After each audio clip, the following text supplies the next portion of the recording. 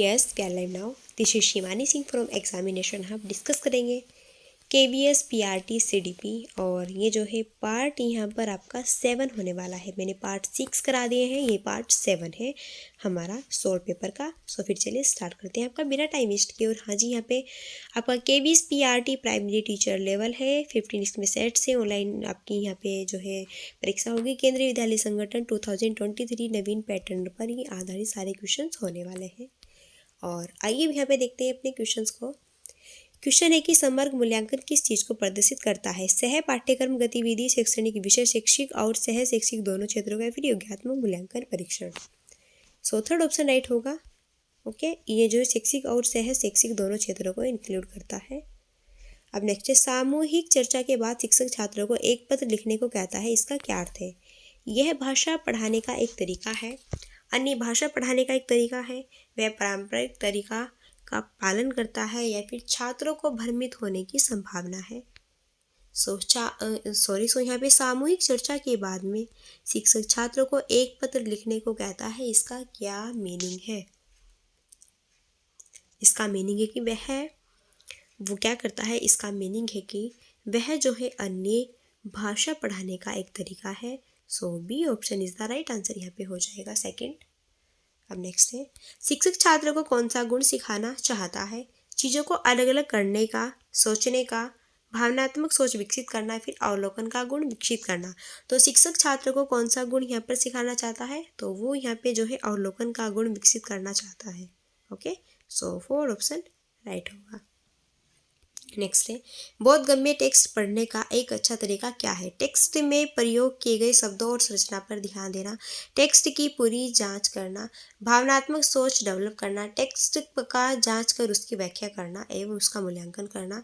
सो बिल्कुल 68 का यहाँ पे फोर ऑप्शन राइट होगा कि बोधगम्य टेक्स्ट पढ़ने का एक अच्छा तरीका है कि उससे जांच होगी बच्चे की और वो जो यहाँ पे व्याख्या एवं मूल्यांकन भी कर पाएगा। ओके, अच्छे से जो है चीज़ों को सीख पाएगा एक्टिविटी के थ्रू और बेटर उसका यहाँ पे डेवलप होगा। अब नेक्स्ट है, चित्र किस चीज़ को समझाने में सहायक होता है? कलाकार के कौशल को, बोलने के, सुनने के, लिखने के। सो यहाँ पे इस क्वेश्चन का करेक्ट आंसर होगा कलाकार के कौशल को जो है चित्र यहाँ पे समझाते हैं। जैसे हमने यहाँ पे बच्चे को पढ़ाया ऐसे अनार, तो हमने अनार का चित्र दिखाया, इससे जो होता है बच्चे को समझाने में भी हेल्प होगी और ये कलाकार के कौशल को भी डेवलप यहाँ पे करेगा। नेक्स्ट है, छात्रों में वैज्ञानिक तकनीक विकसित करने का निम्न में से कौन सा तरीका सही है? सो प्रयोगशाला में शोध कार्य करना, विज्ञान प्रस्तुति का आयोजन करना, या फिर विभिन्न स्थानों का भ्रमण करवाना, या फिर विज्ञान ओलंपियाड का आयोजन करना। इस क्वेश्चन का जो करेक्ट आंसर होगा वो होगा प्रयोगशाला में शोध कार्य करना, यानी कि first option is the right answer हो जाएगा। नेक्स्ट है, एक विज्ञान शिक्षक के द्वारा पढ़ाने के दौरान कौशल के अधिग्रहण पर अधिक ध्यान देने के लिए प्रेरित किया जाता है। सो शिक्षण के तरीके के संयोजन में कौन सा उद्देश्य पढ़ाने के उद्देश्य के उपदेदित किया जाना चाहिए? तो एक विज्ञान टीचर है, उसके द्वारा पढ़ाने के दौरान जो कौशल की अधिग्रहण है उस पर अधिक ध्यान देने के लिए प्रेरित किया जाता है, मोटिवेट किया जाता है ना। तो इसका क्या यहाँ पर रीज़न है? तो लेक्चर एंड डेमोन्स्ट्रेशन, असाइनमेंट, सह पूछताछ की विधि, व्याख्यान, सह चर्चा पद्धति, परियोजना, सह श्रमिक विधि। सो इस क्वेश्चन का यहाँ पर जो है राइट आंसर होगा परियोजना एवं सह श्रमिक विधि, फर्स्ट ऑप्शन राइट होगा। अब यहाँ पे नेक्स्ट है, पर्यावरण की शिक्षा स्कूल स्तर पर दी जानी चाहिए, क्यों? तो पर्यावरण की शिक्षा स्कूल स्तर पर क्यों दी जानी चाहिए? प्रदूषण पर्यावरण को प्रदूषित कर रहा है, यह जीवन का महत्वपूर्ण भाग है, फिर यह टीचरों को रोजगार देता है, या फिर यह हमारे इन्वायरमेंट से जुड़ा हुआ नहीं है? तो यहाँ पे करेक्ट होगा आपका बी की यह जीवन का महत्वपूर्ण भाग है। ओके, तो इसलिए प्राइमरी लेवल पर जो है हमने यहाँ पे इन्वायरमेंट को इंक्लूड किया है।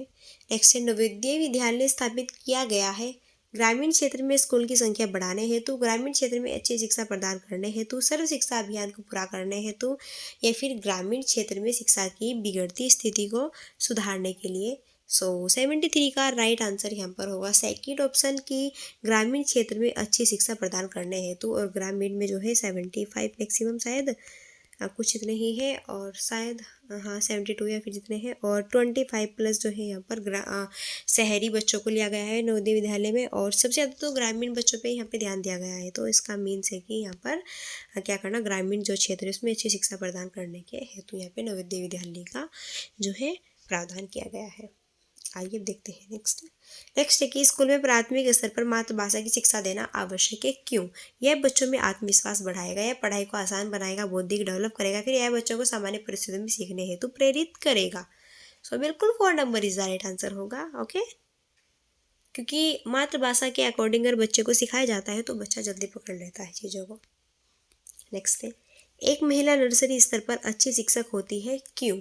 वो ज़्यादा धैर्यपूर्वक बच्चों से व्यवहार कर सकती है, वो कम वेतन पर कम भी यहाँ पे जो है वर्क करने को तैयार होती है, या फिर ज़्यादा पढ़े लिखे लोगों की इस पेशे में ज़रूरत नहीं, या फिर उनके दूसरे पेशे में जाने की संभावना काफ़ी कम है।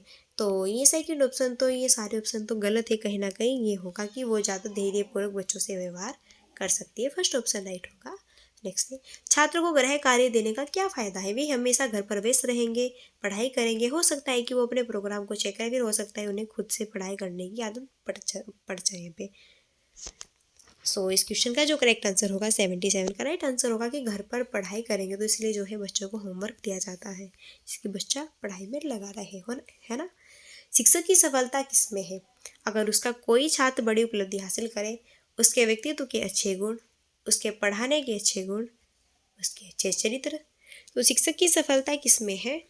सो वो होगा यहाँ पे उसे पढ़ाने के उसके जो अच्छे गुण हैं, है ना, कितनी क्वालिटी है उसमें, कैसे पढ़ा सकते हैं बच्चों को, कैसे ट्रीट कर सकता है, ये राइट होगा।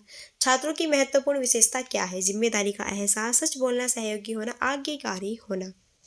सो इस क्वेश्चन का राइट आंसर यहाँ पर होगा थर्ड की सहयोगी होना।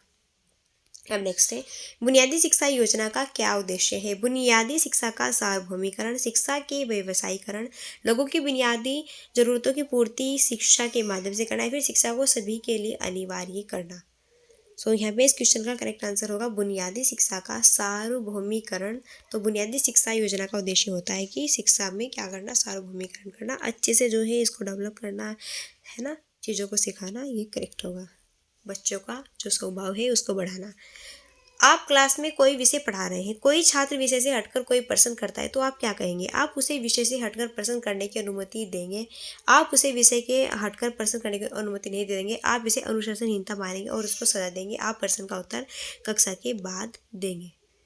इस क्वेश्चन का राइट आंसर यहाँ पे 4 होगा। जो भी बच्चे ने सब्जेक्ट से अदर हटके क्वेश्चन को पुटअप किया है, तो आप उसका जो आंसर है कक्षा के बाद में भी देंगे, ठीक है। तो 4 ऑप्शन राइट होगा। नेक्स्ट है, शिक्षकों के लिए राष्ट्रीय शिक्षा परिषद को स्थापित करने का क्या रीज़न है? पढ़ाई के लिए कॉलेजों की स्थापना हेतु, शोध करने वाले छात्रों को बढ़ाना देना, या फिर कॉलेज में पढ़ाई के स्तर को बनाए रखने के हेतु, या फिर पढ़ाई हेतु कॉलेजों को अनुदान प्रदान करना। सो यहाँ पे इस क्वेश्चन का राइट आंसर होगा कि आपका 4, यानी कि पढ़ाई हेतु कॉलेज को अनुदान प्रदान करना, 4 ऑप्शन राइट होगा। पढ़ाई हेतु किंडरगार्टन सिस्टम किसके द्वारा आरंभ किया गया है? तो किंडरगार्टन जो सिस्टम है किसने आरंभ किया है? ये फ्रोबेल ने किया है, बहुत सिंपल है। नेक्स्ट है, राष्ट्रीय शैक्षिक अनुसंधान और प्रशिक्षण परिषद की स्थापना कब की गई थी? इस क्वेश्चन का राइट आंसर होगा 1961 में। नई राष्ट्रीय शिक्षा नीति 1986 का क्या रीज़न है? सभी को समान शिक्षा देना, पूरी शिक्षा प्रणाली में सुधार लाना, या फिर रोजगार के लिए, या फिर डिग्री को अलग करना। सो यहाँ पे इसका राइट आंसर होगा जो नई राष्ट्रीय शिक्षा नीति 1986 है, इसका करेक्ट आंसर होगा यहाँ पर सेकंड, पूरी शिक्षा प्रणाली में सुधार लाने हेतु। Okay, so second option right होगा। और ये थे आपके यहाँ पे क्वेश्चन, और 20 वाले में सोल्व पेपर में थे, 20 वाले में तो +40 यहाँ पे क्वेश्चन आपके हो चुके हैं कंप्लीट।